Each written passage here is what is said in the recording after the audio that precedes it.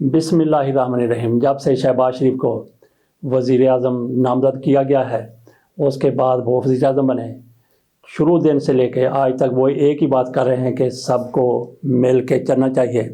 आज उनकी तरफ से एक बार फिर कहा गया है कि मुल्क को आगे ले जाने के लिए सबको मिल कर चलना होगा, अपने इख्तलाफात भुलाना होंगे। इसके साथ साथ उनकी तरफ से पहले भी यही कहा गया था। उन्होंने अपनी पहली तकरीर में जो उन्होंने कौमी असम्बली में की थी, उन्होंने कहा कि मैंने तो पहले भी मीसाक मुईशत की बात की थी, अब मैं मीसाक मुफाहमत की बात करता हूँ। ये तो शहबाज शरीफ साहब बार बार कह रहे हैं। बराबर भुट्टो ज़रदारी की तरफ से भी कई बार यही कहा गया कि आएँ सारे मिलकर चलें। बाकी भी कई लीडरों की तरफ से यही कहा जा रहा है, सवाए फजलुर रहमान के और तहरीक इंसाफ के, कि चलें सारे इकट्ठे मिलकर चलें, पाकिस्तान को आगे लेकर चलें, आओ पिछले इख्तलाफात को भूलें, आगे बढ़ने की कोशिश करें। ये इन लोगों की तरफ से कहा जा रहा हो कि इसको दावत दे रहे हैं। दावत ये दे रहे हैं तहरीक इंसाफ को, और उसके लिए इन्होंने एतमाद साजी के क्या इक़दाम किए हैं कि तहरीक इंसाफ को ये चाहते हैं कि हमारे साथ चले। उधर इमरान खान की तरफ से कहा गया है कि बिल्कुल भी जो मखलूत हुकूमत बनी है, इनके साथ किसी किस्म का तआवुन नहीं करना। ये इमरान खान की तरफ से कहा गया है।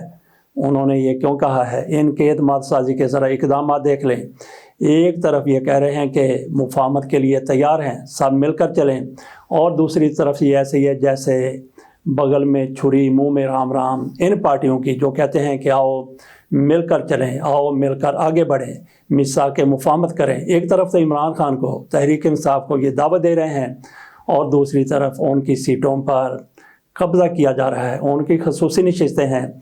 इनको ये भी थोड़ी सी हया नहीं आई कि आपका इस पर हक बनता ही नहीं है। वहाँ पे जाके इलेक्शन कमीशन में जाके इनके वकील जो वज़ीर कानून रहे आज़म तारड़ साहब, आज़म नज़ीर तारड़, उन्होंने वहाँ पे जाके कहा, और फारूक एच नाइक, वो देखे कितने सीनियर वकील हैं और कितने माशाल्लाह से उनको भी बड़ा बाअदब बाइखलाक कहा जाता है, वो बड़ी पर्सनैलिटी रखने वाले शख्स हैं। उन्होंने भी इलेक्शन कमीशन में जाकर कहा कि इनकी सीटें हमें दे दी जाएं, और वो सीटें उनको दे दी गई हैं। मामलात अदलिया में अभी तक चल रहे हैं, लेकिन होना क्या है, वहाँ से भी इनको सीटें मिल जाएंगी, क्योंकि जो इस सारी सूरत हाल को, जो सारे इस मामले को मैनेज कर रहे हैं, उनके सामने कोई कुसकने वाला, कोई दम मारने वाला नहीं है।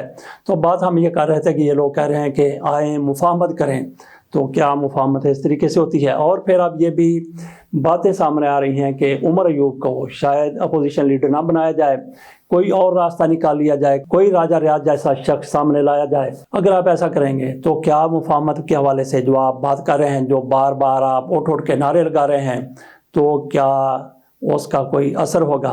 क्या उस पर कोई यकीन करने के लिए तैयार हो जाएगा? क्या इमरान खान आपके साथ चलने के लिए तैयार हो जाएंगे? आप जो कुछ भी उनको कहें, एक तरफ आपने खंजर उनके पुश्त पर रखा हुआ है, गर्दन पर रखा हुआ है, खंजर पर खंजर घोंप रहे हैं। जब भी मौका मिलता है उनको कमज़ोर करने की कोशिश करते हैं, उनको सियासत से निकालने की कोशिश करते हैं, उनकी पार्टी को पस मंज़र में ले जाना चाहते हैं। इसके लिए जो भी मुमकिन हो सका, फॉर्म 45, 47 वो सबके सामने है। तो ये हरबे एक तरफ हैं, दूसरी तरफ आप कह रहे हैं कि मुफाहमत करें। क्या इस तरीके से मुफाहमत हो सकती है? ऐसी मुफाहमत का सवाल ही पैदा नहीं होता। ये जो बयाना दे रहे हैं, ये मुनाफिकत पर मबनी है, बिल्कुल मुनाफिकत पर मबनी है। इन लोगों की तरफ से जो कुछ कहा जा रहा है कि आप हमारे साथ चलें, अगर इमरान खान बिलफर्ज आप फ़र्ज़ कर लें, अव्वल तो मुमकिन ही नहीं है कि ऐसी सूरत हाल में इमरान खान इनके साथ चलेंगे।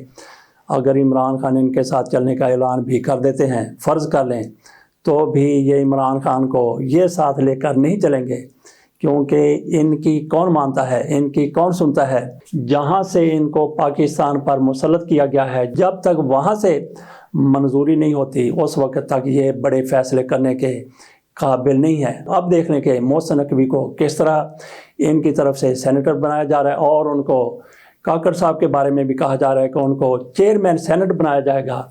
मोहसिन नकवी को सेनेटर बनाकर वज़ीर दाखिला या कोई और मनसब दिया जाएगा, और काकड़ को सेनेटर बनाकर उनको चेयरमैन सेनेट बना दिया जाएगा। तो क्या ये फैसले पीपल्स पार्टी, मुस्लिम लीग नून वाले कर रहे हैं? तो नाजरीन, ये बहुत बड़ा सवाल आपके लिए छोड़े जा रहा हूँ।